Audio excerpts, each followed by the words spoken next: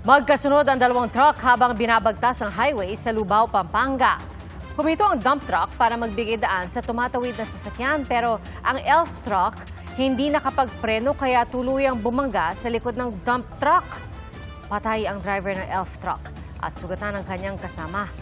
Patuloy ang investigasyon sa nangyaring disgrasya. Itinutuloy ng pugante ang negosyanteng si Atong Ang matapos lumabas ang arrest warrant laban sa kanya kaugnay sa pagkawala ng mga sabongero. Ay po yan sa Department of Justice. At naniniwala ang pulisya na nasa bansa pa rin si Ang. Gayunman, hiniling na ng PNP naglabas o na maglabas ng red notice ang Interpol. Saksi, si John Consulta. Bit-bit ang mga arrest warrant na nilabas ng Santa Cruz, Laguna. Pinasok at hinalughog ng Mandaluyong Police at PNP CIDG ang bahay na ito sa Mandaluyong City kahapon. Property raw ito ng negosyanteng si Atong Ang na ipinaaresto na ng korte dahil sa mga kasong kidnapping with homicide at kidnapping and serious illegal detention kaugnay ng pagkawala ng 19 na sabongero pero walang nakitang Ang doon. Isang nagpakilalang abogado ni Ang lang ang humarap sa pulisya. Hindi rin nakita si Ang nang inspeksyonin ng NBI Laguna ang farm na ito sa San Pablo, Laguna kanina. Mga tauhan naman ng Calabar Zone Intelligence Division, Laguna Intelligence Unit at Sinaloan Police ang nagtungo sa ekta-ektaryang lupaing ito sa bayan ng Sinaloan. Andito kami para i-serve yung warrant of violation ng Federal Airport Santa Cruz. Sinong pwedeng makausap? Yung? Sa loob, tumambad sa tracker team ang mga silungan ng manok, 2 helipad, mga villa at isang main house na nasa ibabaw ng burol. Inisa-isa ang mga kwarto sa main house pero bigong matagpuan si Ang. Ginalugad din ng mga otoridad ang isang farm sa bayan ng Magdalena na pinupuntahan daw ng negosyante pero wala rin siya roon. Nagnegatibo rin ang pag-iikot nila sa isang cockfighting farm sa Mabitak. Gayun din sa isang resort sa Halahala, Rizal. Sa ngayon, itinuturing ng fugitive si Ang. Yes, he is already considered a fugitive from justice because a case has been filed against him and there is already a warrant for his arrest. Bukod sa pagiging most wanted sa buong bansa, tinawag din ng Interior Secretary na armed and dangerous ang negosyante. Siguro may tuturing natin na number 1 most wanted sa buong Pilipinas ngayon. He is accused of killing maybe about 100 missing sabongeros. And he is considered armed and dangerous. Ipinasusuko na rin kay Atong Ang ang mga baril na nakarehistro sa pangalan niya. Kabilang ang 2 M16. Itinuturing na ng PNP na iligal ang mga baril ni Ang. There are 6 firearms under his name. 2 are high-powered firearms, the rest are pistols. We have informed him today properly na the firearm is supposed to be surrendered kasi nga akusado po siya sa isang krimen. Otherwise, we will be conducting also applying for search warrant para makuha namin yung mga baril na yun. May due process na po na ibigay sa kanya. Meron siya hanggang bukas. Yeah. Pinababawi na rin ng PNP ang mga baril ng kanyang security. These are Glock pistols. Siya ang bumili but under the name ng mga security niya. And we have also asked the CSG to revoke it. Nag-alok na rin ng DILG ng 10 milyong pisong pabuya sa sino man makapagbibigay ng impormasyong magre-resulta sa paglalakip sa kanya. Ayon sa DILG, gagawin ng mga pulis ang lahat para mahanap si Ang. Sunod daw na pupuntahan ang ilan pang properties ni Ang sa Visayas. Pumiling na rin ng PNP sa Interpol na maglabas ng red notice laban kay Ang. Bagaman naniniwala ang pulisya na nasa bansa pa ang negosyante. Sa ngayon, wala pa raw record ang Bureau of Immigration ng pag-alis sa bansa ni Ang mula sa anumang paliparan o pantalan. Pa naman tayong nare-record na departure ni Atong Ang. I can confirm that as per record, he is still in the country. The government is confident na based on available information and records that we have, Mr. Atong Ang is still in the country.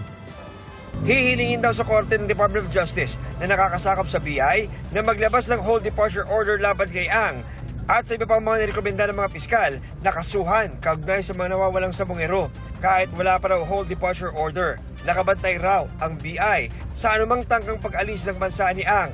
Binabantayan din ng BI ang posibilidad ng backdoor exit pati ang posibleng paggamit ng ibang pasaporte paalis ng bansa. Tumanggi na naman muna ang abogado ni Ang sa mga bagong panayam at panilimitan muna sa unang pahayag na premature ang desisyon ng korte na ipaaresto si Ang.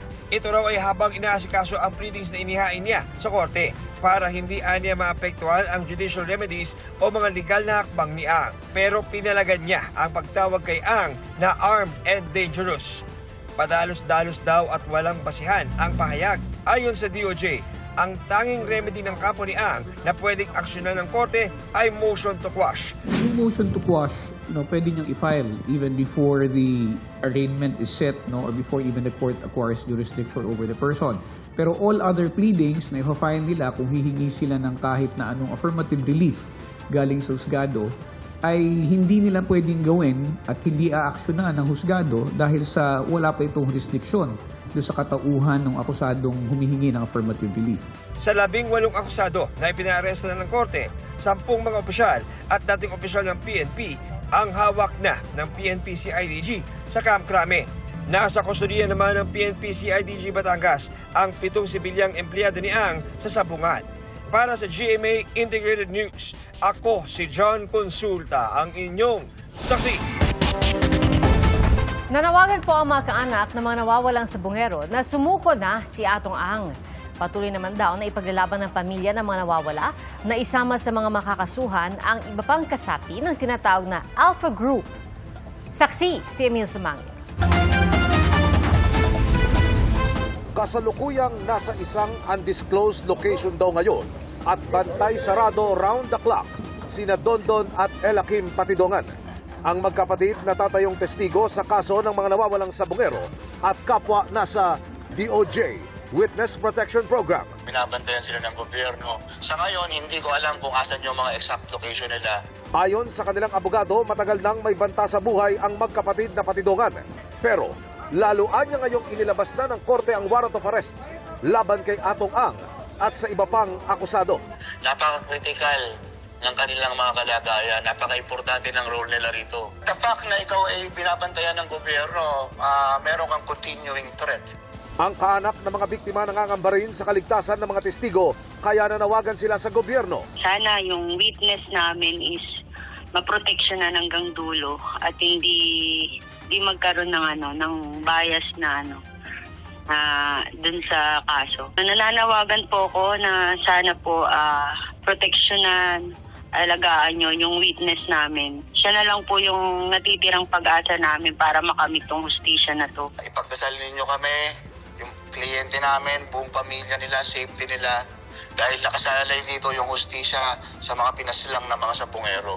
Sa kabila niyan, nakakita na ng pag-asa ang pamilya ng mga nawawala na dati nangangapa sa dilim. Masayang-masaya po kami ngayon dahil po ito na po yung matagal namin pinakihintay na magkaroon po ng warrant of arrest si Mr. Atong Ang. Si Ryan ay kapatid ni Michael na nabidyohang ine-escortan palabas ng sabungan sa Santa Cruz, Laguna na kontrolado umano ni Atong Ang. May mensahe si Ryan sa dalawang suspect na kinilala ni Patidongan na sina Rodelio Anigig at Roger Burican at ngayoy nasa kustodiya na rin daw ng pulisya. Si Anigig at Burican, so ito na yung pagkakataon natin na talagang mapatunayan nyo kung talagang hindi kayong may gawa sa kuya ko noon. And then, sana, ito na yung pagkakataon namin na makuha yung hustisya para sa kuya ko. Kinalampag din nila ang puganteng si Ang na ngayon itinuturing ng DILG bilang armed and dangerous. Malaki naman po ang tiwala namin sa PNP at sa ating kapulisan na talagang mahuhuli po natin si Atong Ang. Kay Mr. Atong Ang, di ba sinasabi mo inosente ka? Ngayon mo patunayan yung pagiging inosente mo. Sumuko ka, harapin mo yung kaso, then doon na lang po tayo magharap. Patunayan mo talagang inosente ka. Dismayado po kami kasi kung hindi siya lilitaw, mas lalo po kaming maniniwala na talagang kasalanan niya lahat to. Lahat ng nangyari sa mga kaanak po namin, kasalanan niya po yun. Paano naman namin malalaman yung panig niya kung hindi siya susuko? Hindi pa ganun kasaya yung nararamdaman namin dahil unang-una, hindi pa naman siya totally nahuhuli. Hindi malaman kung nasaan siya ngayon. Diba, kung talagang wala siyang kasalanan, kung talagang totoo, yung mga pinagsasabi niya, bakit siya nagtatago ngayon? Bakit hindi siya humarap? Sagot ng kampo ni Patidongan, sa statement ng abogado ni Ang na premature ang pagpapalabas ng warrant of arrest laban sa negosyante. Alam mo, kahit law student, alam mo yan na kapag ang korte nagkaroon ng jurisdiction sa isang kaso, i-determine niya lang yung probable cause. The fact na meron ka ng moral certainty of conviction na dinetermine ng Department of Justice. Samantala, patuloy naman daw na ipaglalaban ng pamilya ng mga missing sabongero na makasama sa mga makasuhan ang iba pang kasapi ng tinatawag na Alpha Group na natanggal sa listahan ng mga itinuro ng testigo na may kinalaman sa kaso. Kung ikaw ay isa sa mga may-ari ng isang organisasyon, kasama ka doon, lahat ng mangyayari sa loob ng organisasyon mo, alam mo yon. Kasi kasapi ka po doon. Kaya hindi po kami naniniwala na wala siyang alam. Hindi nga siguro siya yung pumatay sa mga kamag-anak na yan. Pero naniniwala po ako na may alam po sila. Makikipagtulungan kaugnay nito ang kampo ni na Patidongan. We will be submitting supplementary evidence. Para sa GMA Integrated News, ako si Emil Sumangilang inyo. Saksi. 39 na fixer umano ang arestado sa one-time big-time operation ng Land Transportation Office. Isinagawa ang operasyon sa 58 tanggapan ng LTO sa Metro Manila. May mga tauhan ng LTO na nagpanggap ng mga sibilyang nakikipagtransaksyon sa mga fixer na naniningil umano ng 500 hanggang 1,000 piso. Depende po sa traffic violation. Mahaharap sila sa reklamong paglabag sa Ease of Doing Business Act. Ay sa LTO, magiging regular ang operasyon nila kontra fixer. Tutukuyin din daw kung sino ang kasabot nila sa loob ng LTO. At lilinisin din ang mga regional office ng ahensya. Patuloy pa rin ang paglikas ng mga residente sa bayan ng Ginubatan sa Albay bago pa man maramdaman ang epekto ng bagyong Ada. At sa gitna pa rin yan ang pag-aalboroto ng Bulkang Mayon. Saksi live, si Ian Cruz. Ian? Pia, kahit nga hindi pa dama ang epekto ng bagyong Ada ay inilikas na nga doon sa Ginubatan ang mga residente kung saan nga sila nakatira na maaring maapektuhan ng pagragasa ng lahar. Pami-pamilya na ang lumikas sa Barangay Maninila dito sa Ginubatan, Albay. Nakaalalay ang mga taga-barangay at munisipyo pati na mga bumbero sa kanilang paglikas. Karamihan sa kanila, mga mag-iina. Mahalaga raw na habang hindi pa ramdam ang epekto ng bagyong Ada, makaalis na sila. Yung lahar ba matindi ragasa dito sa inyo? Opo sir, kapag may bagyo po. Ano nangyayari? Yung ano po daanan namin, yung na ano po siya nahukay ng tubig. Itong kanilang barangay ay na-isolate kapag rumagasa po yung tubig na may lahar doon sa 2 gali na nasa gilid ng kanilang barangay at ayaw daw po nila na ma-isolate sila dito kaya kailangan lumabas sila sa kanilang barangay. Sa Ginubatan East Central School dinala ang mga evacuee. Sa Barangay Masarawag, magkatuwang naman ang MDRRMO at mga sundalo sa pagpapalikas. Nalulubog kasi sa tubig at lahar ang mahabang bahagi ng kalsada at komunidad kapag malakas ang ulan. Gawa po ng yung galing po sa sa Mayon, dito po sa amin lumabas. Lahar po yun? May kasama pong lahar, saka yung mga bato-bato. Mahigit 2,000 pamilya ang nais ng Ginubatan LGU na mailikas mula sa Maninila at Masarawag. At sakaling hindi kusang lumikas ang ibang residente. We will do it po naman na magpa-forced evacuation just to ensure po na safe ang ating mga kababayan. Ganito ang Masarawag Gali sa bayan ng Ginubatan na nasa 8-kilometer radius mula sa Bulkang Mayon. Kilala itong nilalamon ng lahar kapag malakas ang ulan. Pero hanggang kanina, marami pa rin dumaraang malalaking quarry truck. Isang magsasaka rin ang namataan natin doon na galing mula sa direksyon ng bulkan sakay ng paragus o kariton na hila ng kalabaw. Sa isang bahagi ng bayan ng Kamalig, patuloy rin sa trabaho ang mga heavy equipment sa isang gali o uka.